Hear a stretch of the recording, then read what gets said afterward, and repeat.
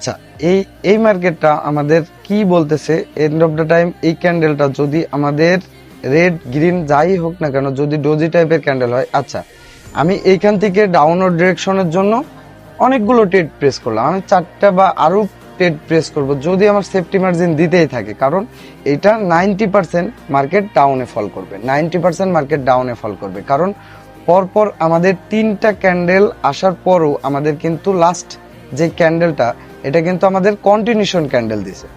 কি ক্যান্ডেল দিছে? Market continuation candle দিছে।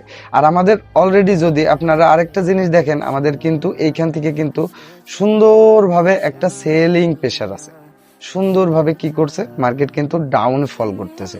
তো আমরা ডাউনের জন্য যাইতেই পারি, যেহেতু আমাদের ট্রেন্ড ডাউন, আমাদের মার্কেট এইখান থেকে যেভাবে আপে ফল করছে, মার্কেট কিন্তু সেইভাবে ম্যাজিক্যাল ভি বলতে পারেন, ভিটা উল্টো, বাট আমাদের ট্রেডটার জাস্ট অ্যাকুরেসি দেখেন, আমাদের ট্রেডটার অ্যাকুরেসি দেখেন, ঘুটিসিতে big big profit, big big candle দিয়ে প্রফিট।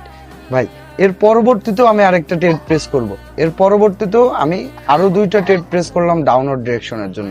এখন বলতে পারেন যে ভাই বিগ ক্যান্ডেল হয়েছে, বিগ ক্যান্ডেল হওয়ার পরে অনেক সময় মার্কেট রিভার্সেল আসে। ভাই মার্কেট কখন রিভার্সেল আসে?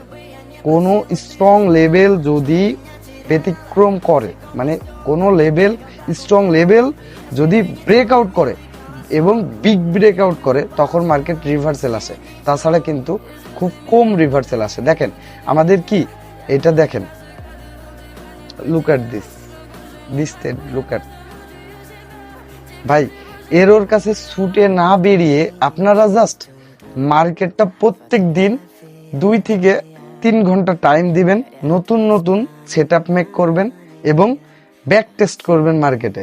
জাস্ট এইগুলো করলেই হবে, কারোর পিছে ছুটে বেড়ানো লাগবে না, কারোর সিগন্যাল কপি করা লাগবে না, কোনো কিচ্ছু করা লাগবে না, আপনারাই এরকম ভাবে প্রফিট জেনারেট করতে পারবেন। মার্কেট, একটা জিনিস মাথায় রাখবেন, মার্কেট যেইভাবে উপরে উঠে সেইভাবে মার্কেট কিন্তু নিচে নামে, মার্কেট যেইভাবে উপরে উঠে সেইভাবে কিন্তু মার্কেট নিচে নামে। এই জিনিসগুলো আপনাদের ধরতে হবে, এরকম প্রফিট করতে হবে।